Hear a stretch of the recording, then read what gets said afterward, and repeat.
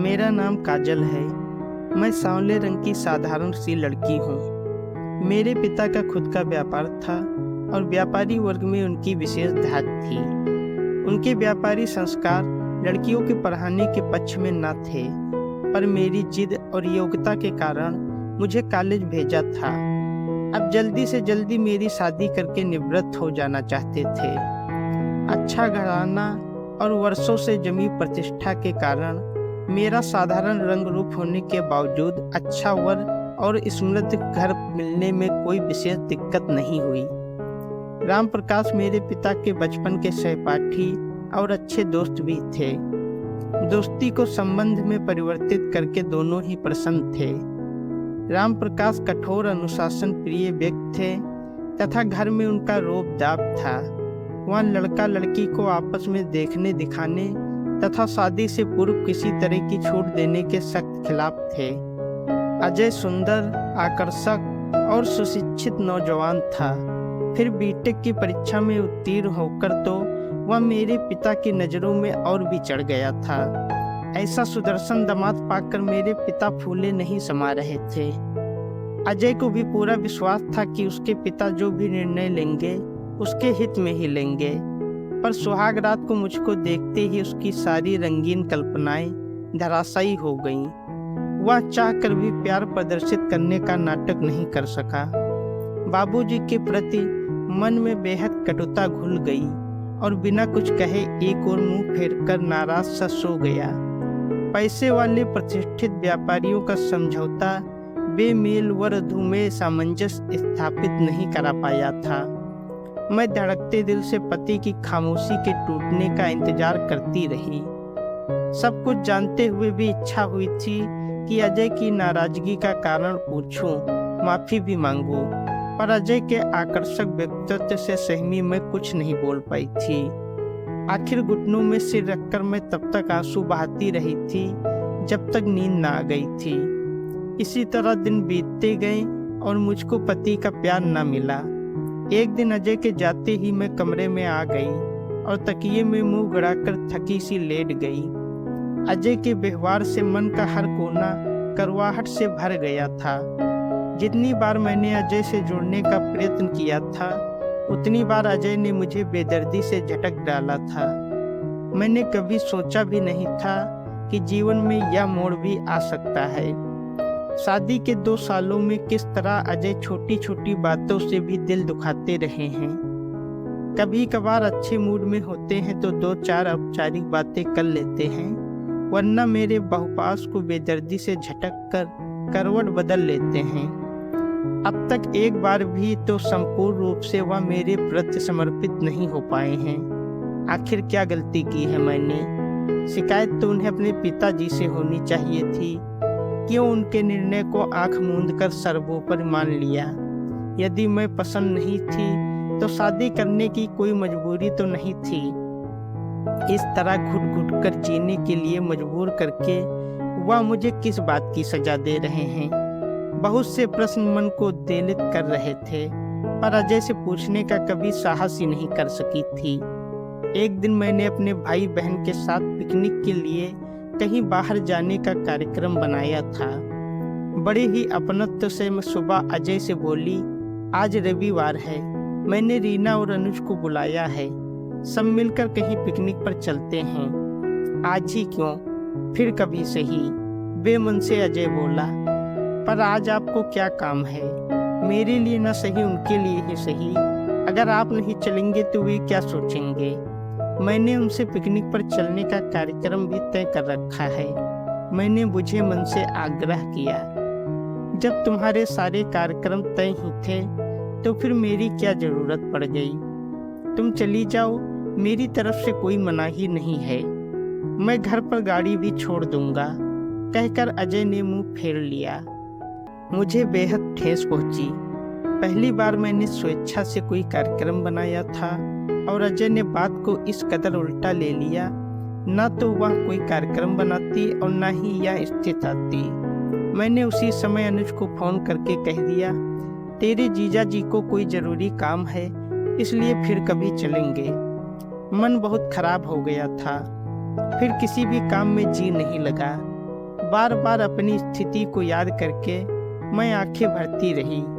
क्या मुझे इतना भी अधिकार नहीं कि अपने किसी शौक में अजय को भी शामिल करने की सोच सकूं? आज मैं अजय से अवश्य कहूंगी कि वह क्यों मुझसे इस कदर घृणा करते हैं और मेरे साथ कहीं भी जाना पसंद नहीं करते। शाम उतरने लगी थी। लंबी परछाइयां दरवाजे में से रेंगने लगी तो मैं धीमे कदमों से रसोई में आकर खाना बनाने में जुट गई। हाथों के साथ विचार भी तेज गति से दौड़ने लगे।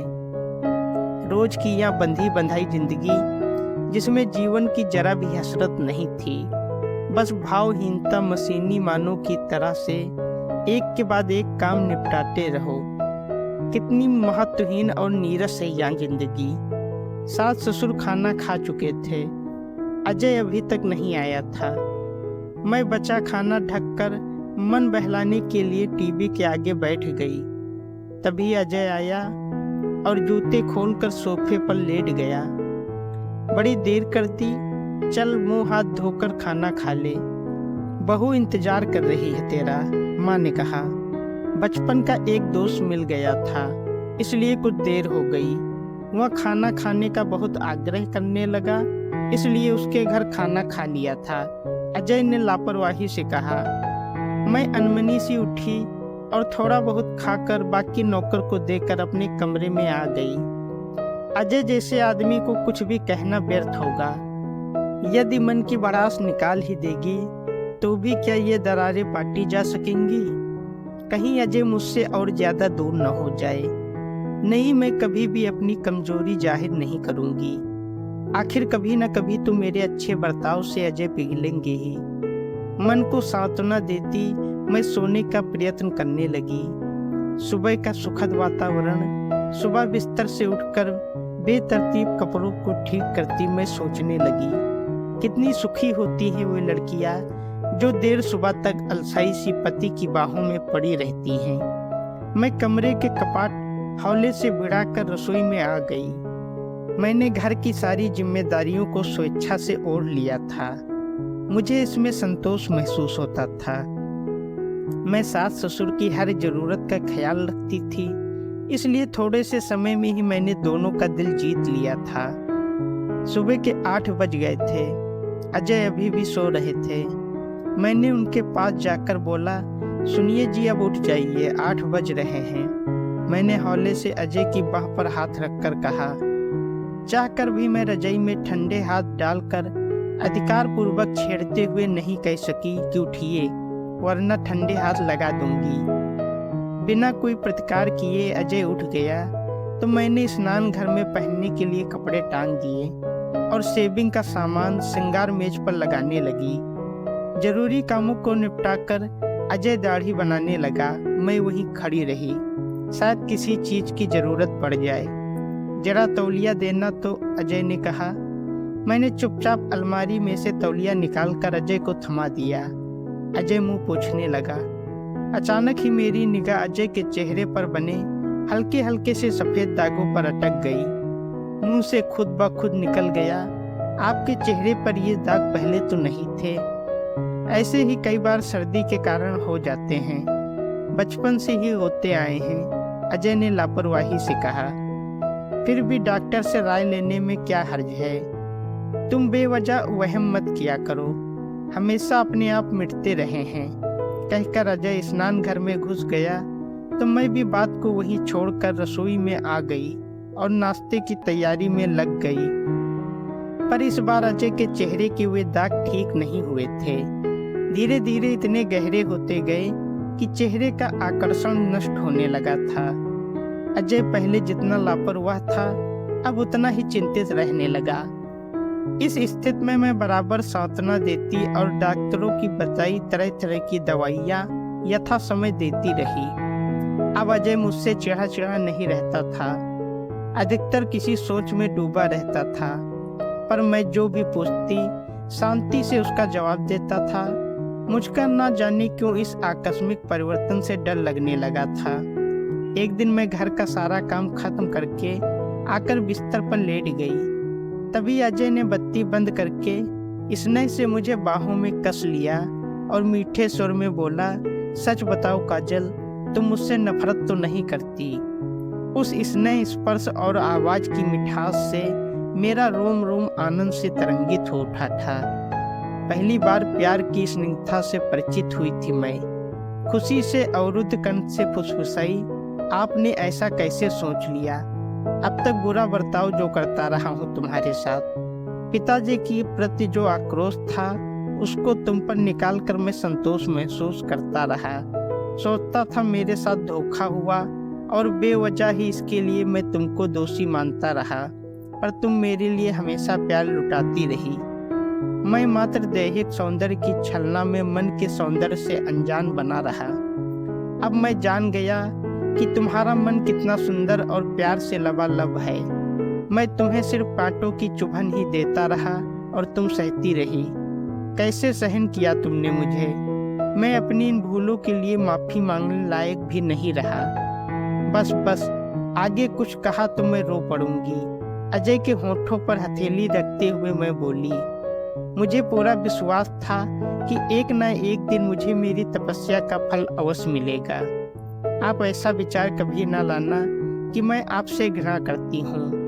मेरे मन में आपका प्यार पाने की तरफ जरूर थी, पर मैंने कभी भी अपने आप को आपके काबिल समझा ही नहीं। आज मुझे ऐसा लगता है मानो मैंने सब कुछ पा लिया हो। काजल, तुम सच में बहुत अच्छी हो। मैं तुम्हारा अपराधी हूँ। आज मैं अपने आप को कंगाल महसूस कर रहा हूँ। ना तो मेरे पास सुंदर दिल है और ना ही वह सुंदर देह रही जिस पर मुझे कभी इतना घमंड था।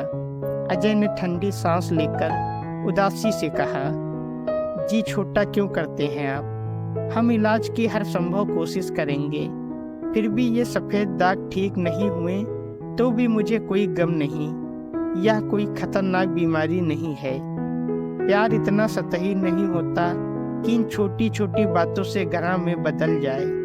मैं तो हमेशा हमेशा के लिए आपकी हूँ, मैंने कहा। अजय ने भाव विह्वल होकर मुझे इस तरह अपनी बाहों में भर लिया मानो अचानक उसे कोई अमूल्य निधि मिल गई हो। मेरी आंखों से आंसुओं की धारा बह निकली, पर मैं आज बहुत खुश थी। दोस्तों, अगर आपको कहानी अच्छी लगी है तो वीडियो को लाइक करें, शेयर करें और हमारे चैनल को सब्सक्राइब करें। धन्यवाद।